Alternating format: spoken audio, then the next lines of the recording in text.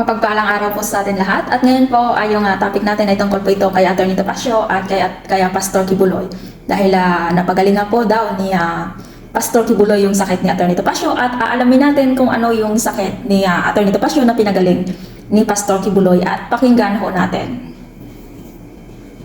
Sweet lamang, nagkausap kami ni Pastor, napakasakit pa rin ang aking buhok. So, yun sabi ni Atty. Topacio, last week daw, nag-usap sila ni Pastor Kibuloy at sobrang sakit ng kanyang tuhod. At pakinggan natin kung ano pa yung nangyari. Last week lang! Sabi ko, Pastor, bago kami maghiwalay, Pastor, isa lamang pong haplos at panalangin. Matuto! At yun yung hiningi niya kayo, Pastor Kibuloy, isang haplos sa kanyang tuhod at panalangin. At titingnan natin, pakinggan natin kung ano yung nangyari sa tuhod ni Atty. Topacio. Eto na tayo ngayon!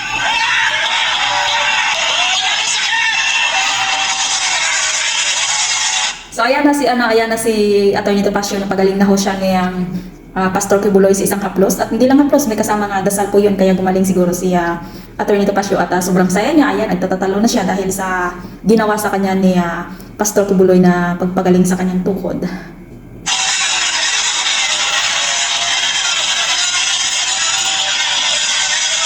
Sabihin nila ng bubula ko, harap ko sa kanila. Ang aking mga doktor, si Dr. Yung.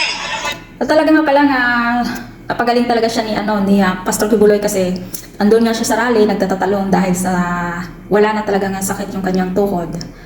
At pakinggan pa natin. Ng Sweet Rocks. Si Dr. Brush ng Valle Verde, isang chiropractor. Nandito sa telepono ko, yung x-ray ko.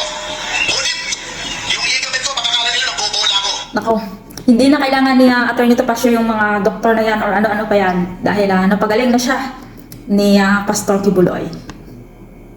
Sabi ng doktor, 4 na linggo pa daw bago mo gumaling. Pwede na! Pwede mo na kitang sipa sa kalaban! O di ba? Sabi daw ng doktor ni Atty. Topacio, 2 linggo pa siya dapat pakakalakad or matanggal yung sakit sa kanyang tuhod.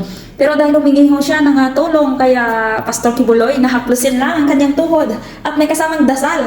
Ayun, gumaling na ang kanyang nararamdamang sakit sa kanyang tuhod. At ikaw, ano yung masasabi mo tungkol dito sa ginawa ni Pastor Kibuloy sa mga tuhod ni Atty. Topacio?